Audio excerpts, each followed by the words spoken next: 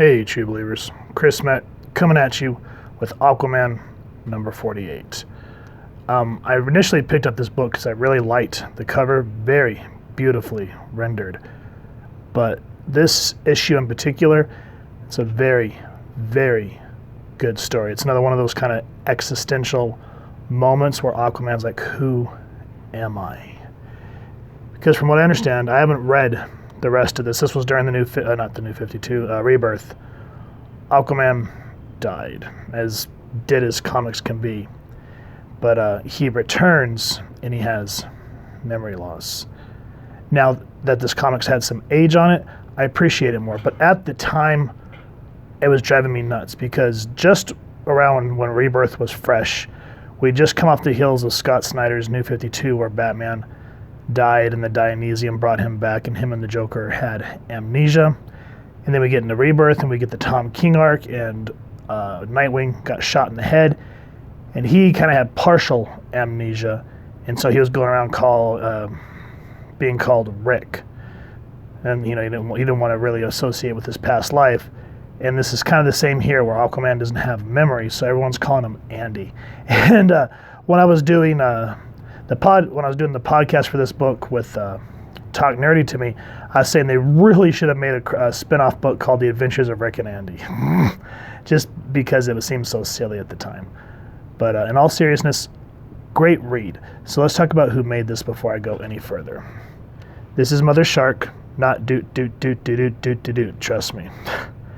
But it's Kelly Sue DeConnick writing, Viktor Bogdanovic, pencil and inker, which I'm excited for because he's one of my favorite pencilers, and I think inkers too, who did The Silencer. Jonathan Glapion and Danielle Henriques doing additional inks, Sunny Go doing the colors, Clayton Cowles letterer. Here's everyone else working on the books. Aquaman was created by Paul Norris. So these characters here, they're called Old Gods. They're the ones that saved Aquaman.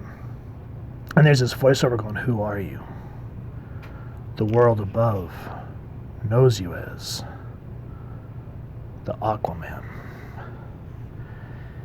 And so there's some moments that speak of last issue, which I didn't read, which is what killed him. We meet this character, Callie, so let's go ahead and pass all that. But he needs to kind of go on a spirit quest. So they give him something to drink, which kind of reminds me of peyote, but I'm not sure what it is. But he drinks it, and I love this where he goes, nothing's happening. I don't think it works. And his eyes are just, yeah, I think it hit you, brother. And so everything freezes. So at this point, we don't know if it's purgatory or his mind. All we know is that he's introduced to a certain character, which we'll get into in a moment. And again, this is one thing I do appreciate, and this doesn't happen a lot, is, a comic book, like say someone went over and just picked this book up randomly, wanting to know about Aquaman. Every issue should be everyone's first issue, enough to at least kind of tie you in instead of, having to know umpteen years of history. So this kind of gives a quick history of, his landside father, and of course his mother being the Queen of Atlantis. And what I like here is how it says, let me go up, we'll just read the whole thing. How about that? It says, you are a child of elemental forces. And when political forces collided with the will of the elemental ones and impossible love, your parents proved worthy of the gift they were given. Sacrifices were made to ensure your safety. This is who you are. Even your deepest pain is born of love. And that hits you because you see how his mother had to go back to Atlantis to seal the peace. And then we see this faraway shot of his son running to the dock for his mom. That, being a father, that hits hard, seeing, stuff like that. But anyway, we're going to skip past all that. And we're going to just this huge page of shark teeth. And this is where you learn about Mother Shark. And just look at the scale of this shark compared to, Arthur there. Or Andy. But she's talking about how she takes those who've passed and, she's supposed to lead them to the other world. So in a sense, she's like an aquatic Grim Reaper in a sense. She stores all their memories.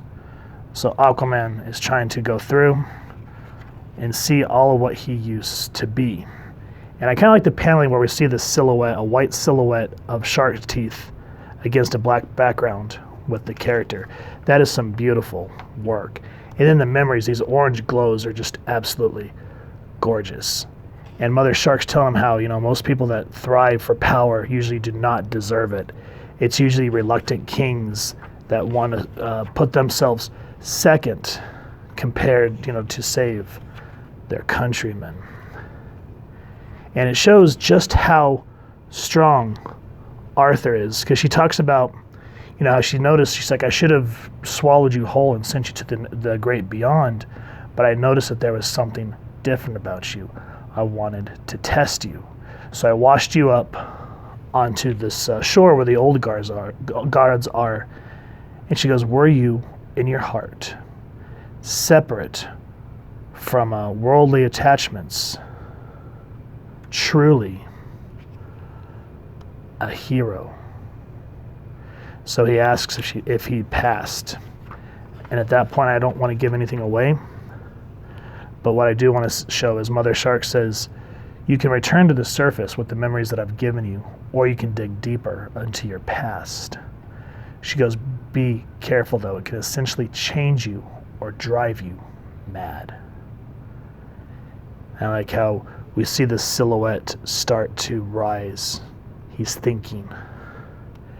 And then we see the resolute on his face saying, I choose to know more.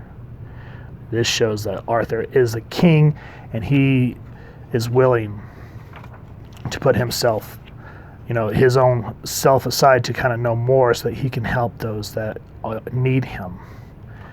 Now there's a moment with Mira.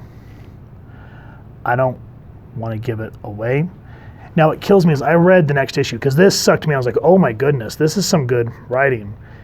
But the next issue is like everything that they built up in this just, and I was like, why? Why? This was so good. So at least I have one really gosh darn good issue of Aquaman here.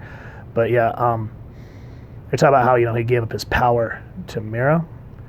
And there's a reason why Mira's not real happy with him. And I don't like the way in the next issue that they painted Arthur, because after showing how he's this hero, this selfless character, the next issue just kind of undoes all of that.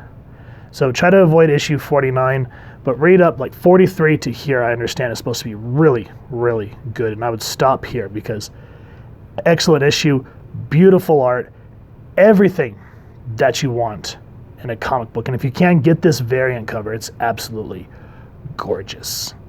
So with that said, guys, quick review. Awesome issue of Aquaman. Highly, highly recommended. If you've enjoyed it, please first and foremost support your local comic shop and pick up a copy. If you've enjoyed this review, we really would appreciate it if you take a moment to hit like, share, and subscribe. Helps the club channel more than you could possibly know. And if you won't mind hitting that fancy little Atlantean bell next to subscribe, that way as we continue to upload content, you guys will get notified. Come to the channel, and we love hearing your feedback and when talking with y'all down in the comments below or our social media pages, which I'll make sure to leave the links down into the description. So with that said, thank you so much for stopping by. Hope y'all continue to have an absolutely amazing day reading, and happy hunting, true believers.